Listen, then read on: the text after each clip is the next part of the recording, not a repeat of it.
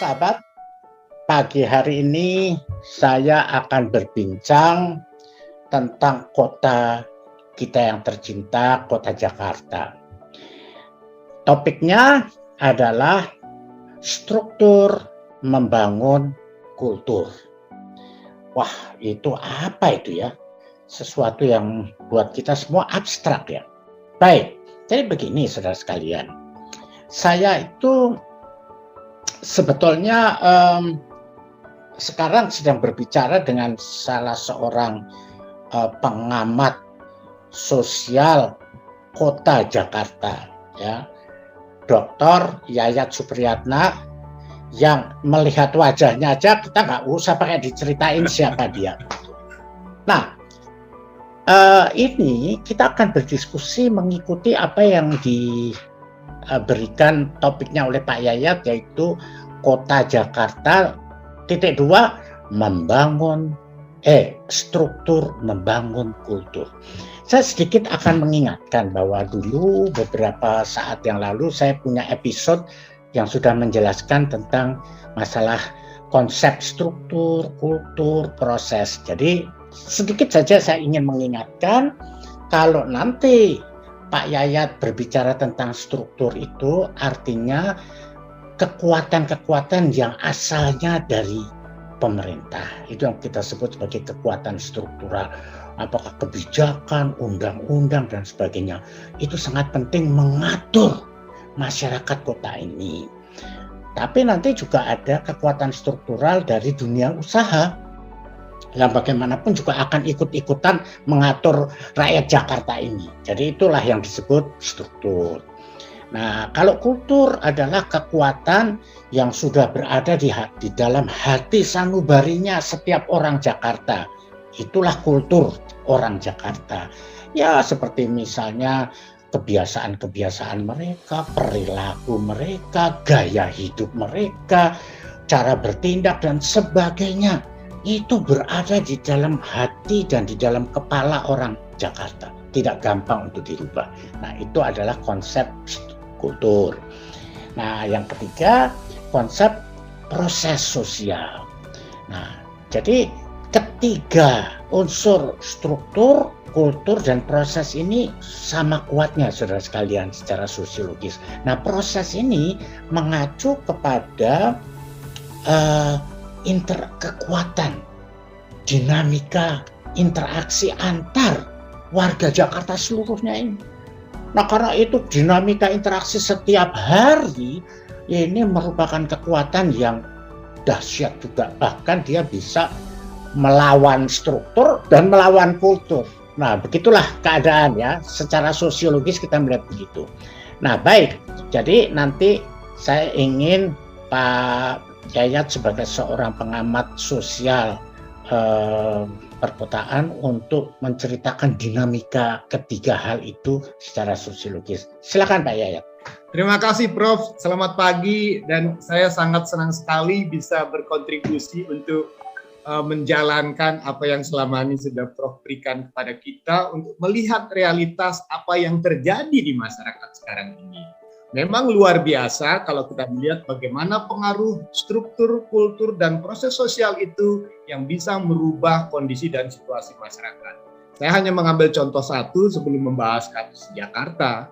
Kota yang paling berhasil membangun kultur baru itu adalah model Singapura. Kota dengan 1001 aturan bisa membangun budaya berkota yang luar biasa.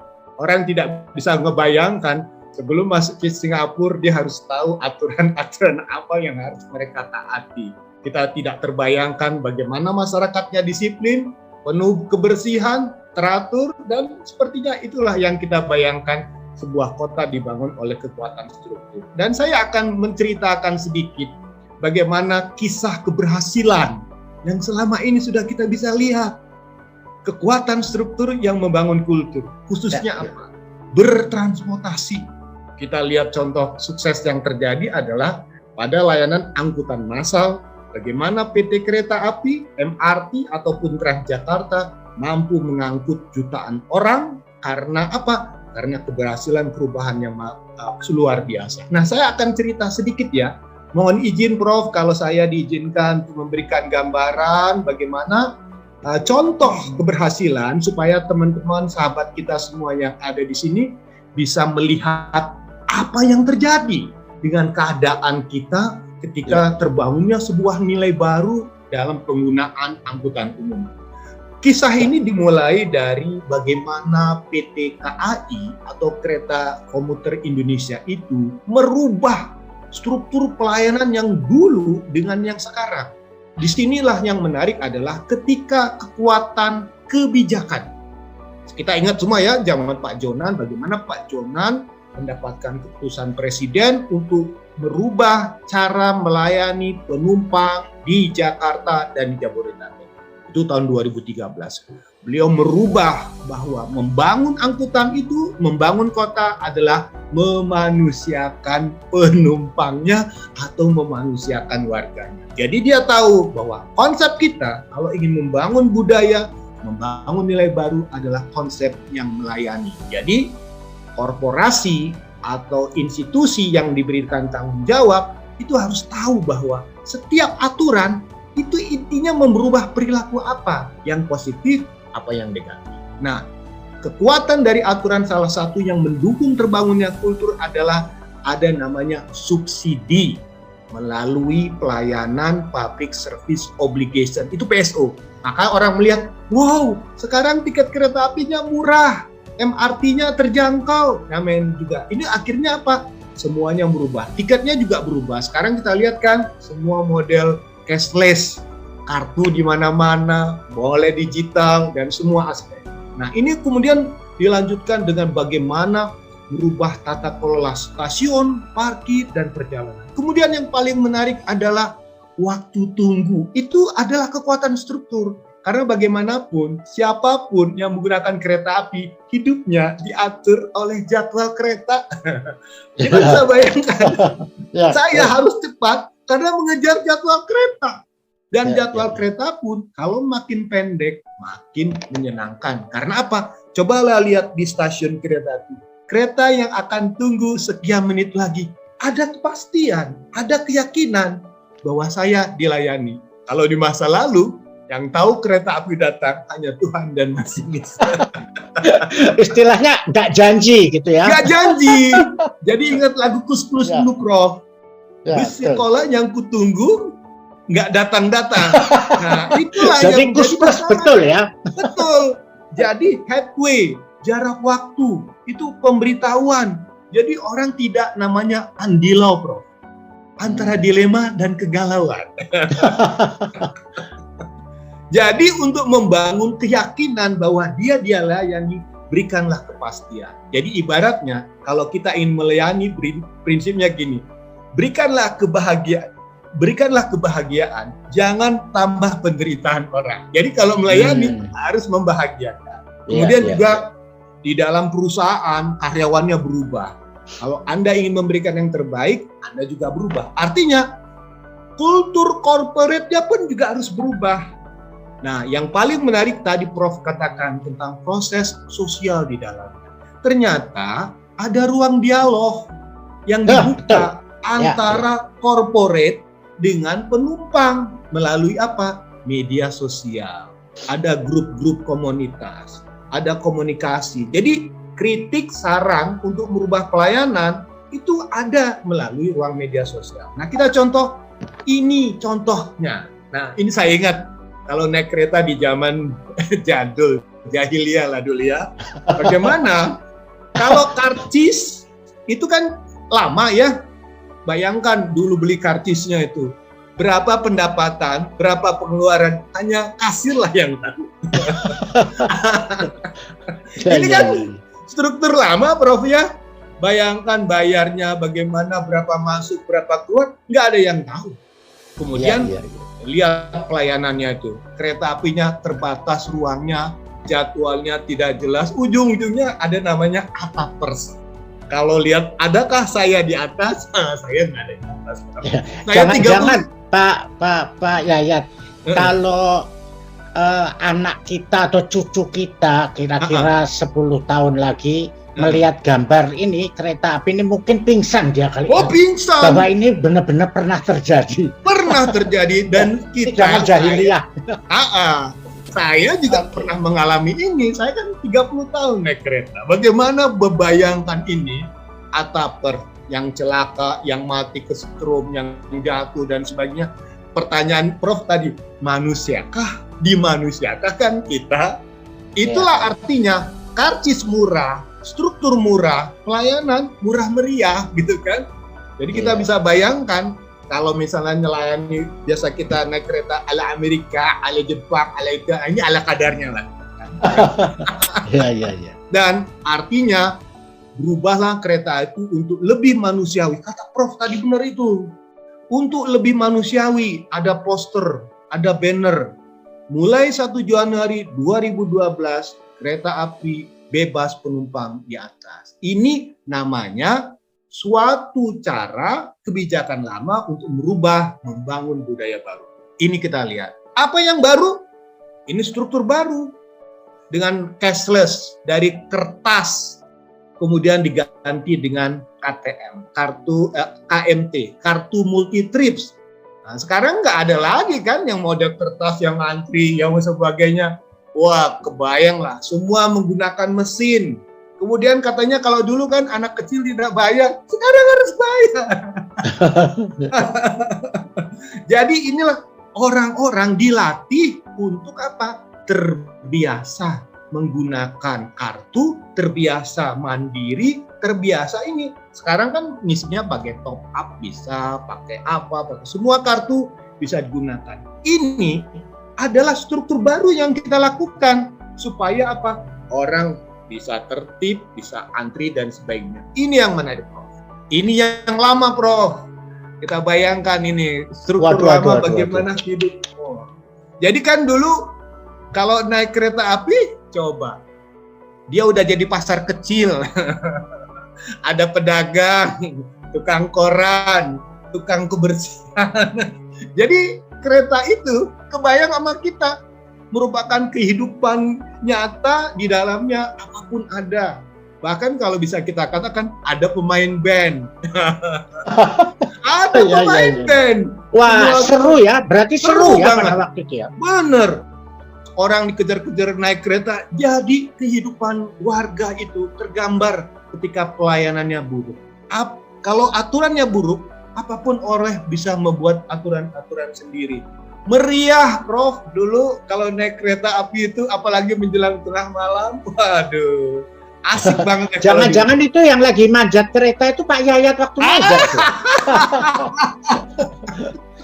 Bayangkan kereta api itu penuh asap. Belum lagi copetnya, walaupun sekarang masih ada copet ya. Copetnya agak elit ya sekarang. Agak elit, penipuan. Jadi bisa kebayangkan kalau misalnya cara mengelolanya buruk, pasti kita melihat pelayanan akan lebih buruk lagi. Orang suka-suka di kereta api, mau bayar, tidak bayar. Dan itulah yang bisa katakan struktur lama melahirkan kultur lama. Ya. Apapun orang bisa berbuat karena dia yakin yang bisa membuat aturan adalah diri saya sendiri. Pedagang buat aturan sendiri. Nah, akhirnya kan dirubah, Prof. Nah, apa yang dirubah itu tadi. Sekarang coba selama pandemi itu, mau ngantri, mau tertib dengan segala harus pakai peduli lindungi, harus scan dan sebagainya. Stasiunnya berubah dan yang paling menarik, dilarang makan dan minum di kereta, dilarang bawa durian. Saya ingat dulu, kalau dari Bogor pinggiran itu pepaya, mangga, pisang, jamu dibawa. Ya.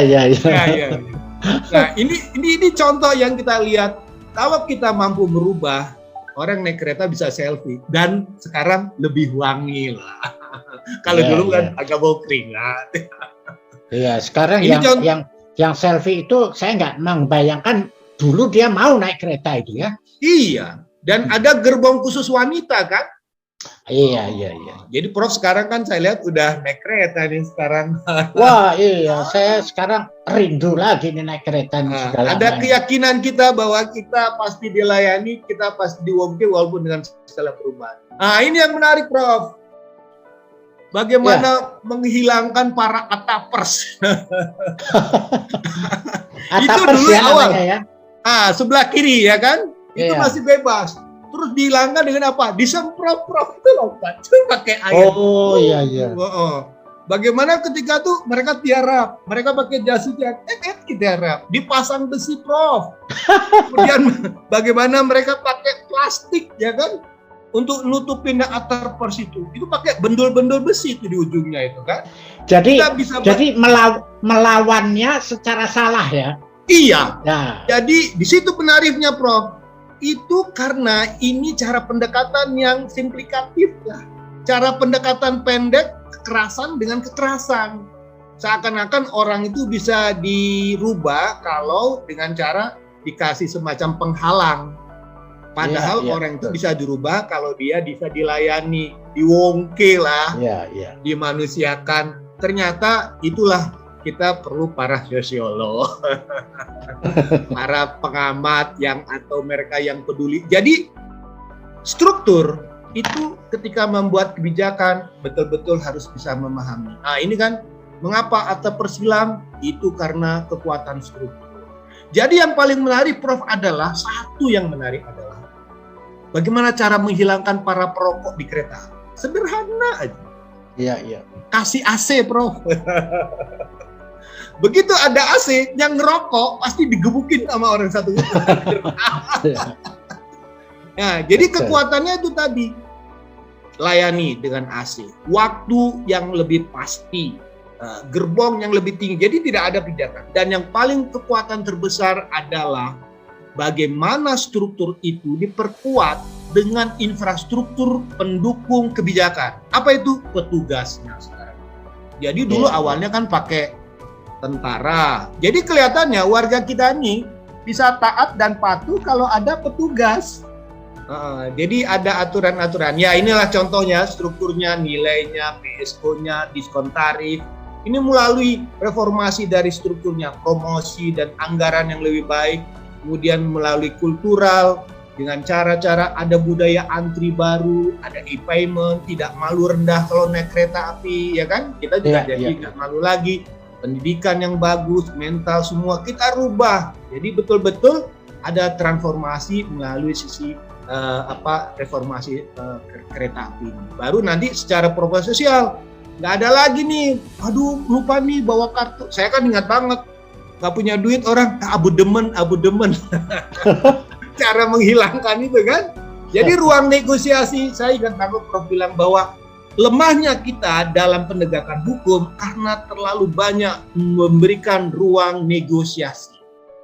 Sehingga hukum bisa ditawar-menawar. Jadi orang bilang, yalah bisa diatur itu, semuanya bisa diinikan. Nah itulah yang saya katakan. Jadi sebetulnya kalau berubah sederhananya bahwa Tuhan itu selalu menitipkan masalah sekaligus solusinya. Jadi jangan takut untuk berubah, bahwa setiap masalah pasti ada solusi.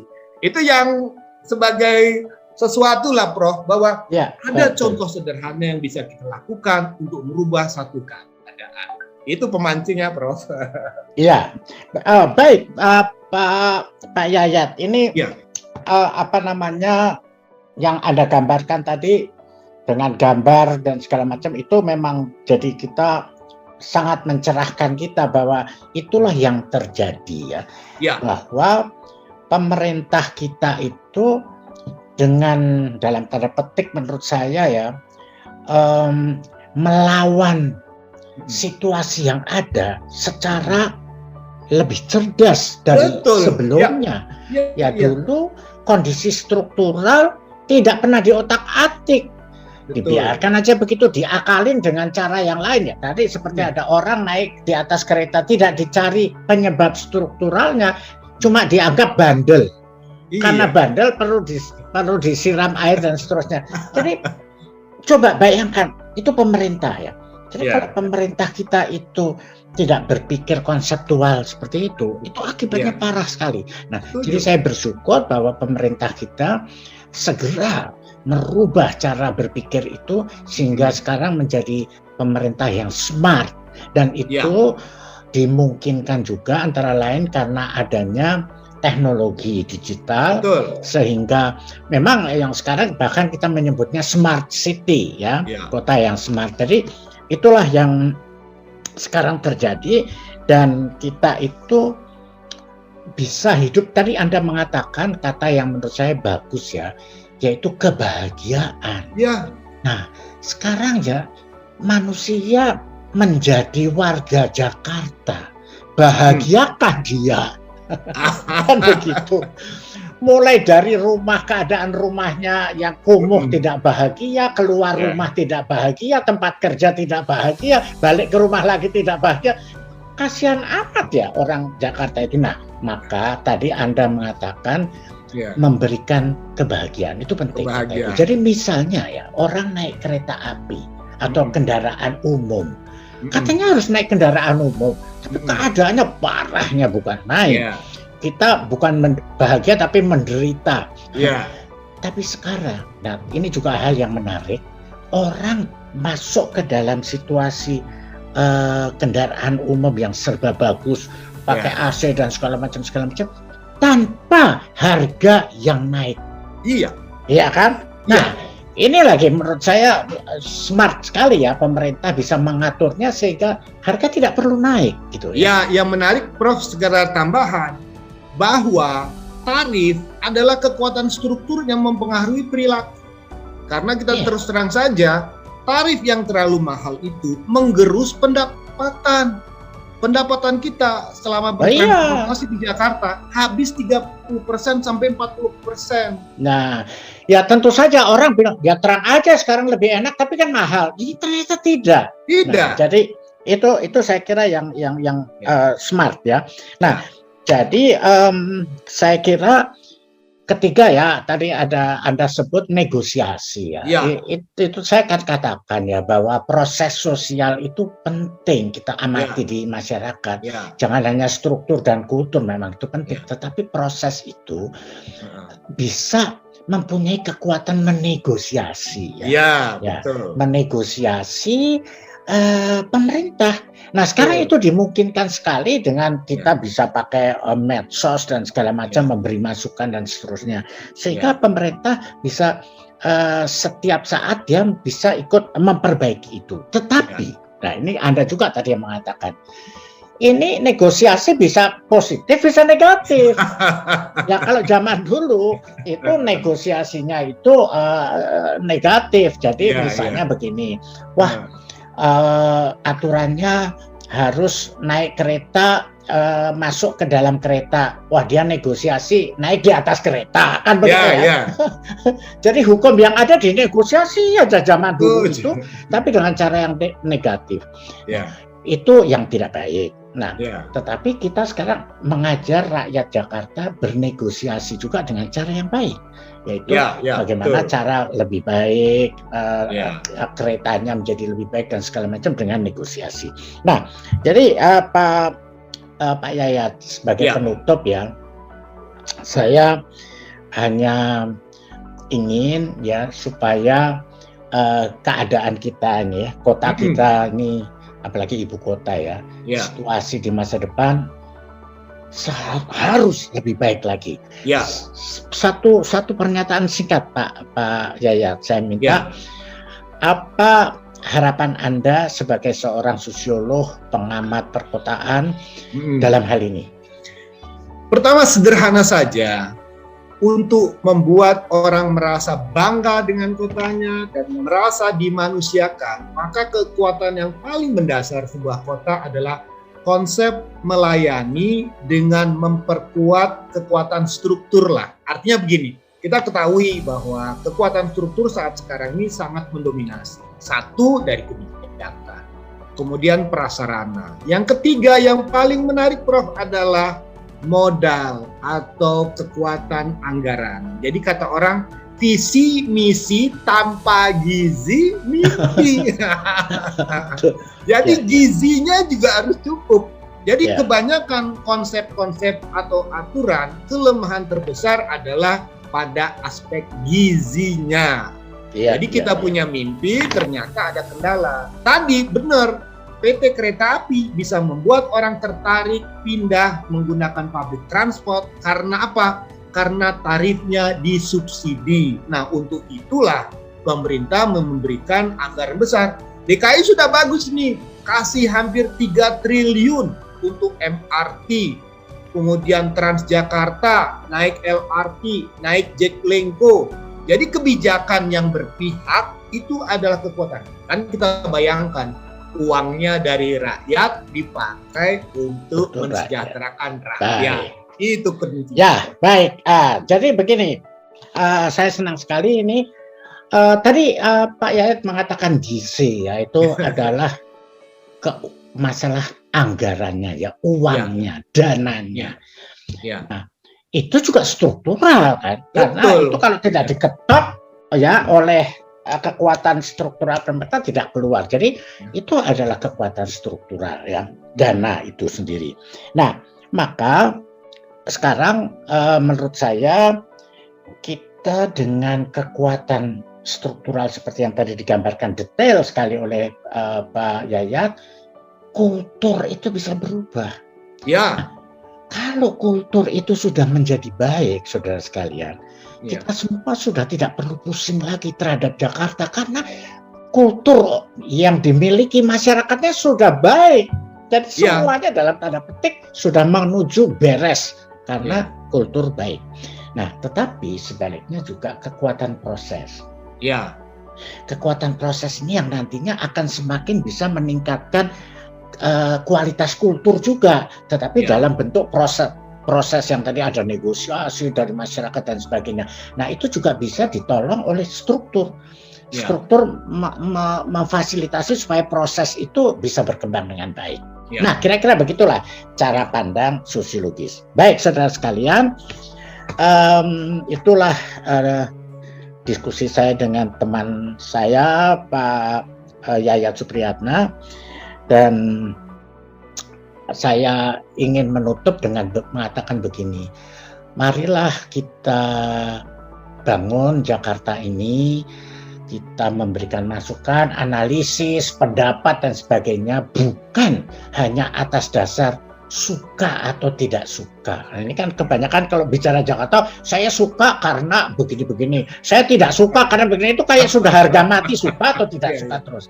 Tapi sekarang mari kita melihat secara sosiologis, yaitu secara logis, objektif, dan kemudian juga sistematis, maka kita akan bisa menyelesaikan persoalan ini dengan lebih baik. Demikian Pak Yayat. Baik saudara, saudara sekalian, saya tutup episode ini, semoga bermanfaat. Terima kasih.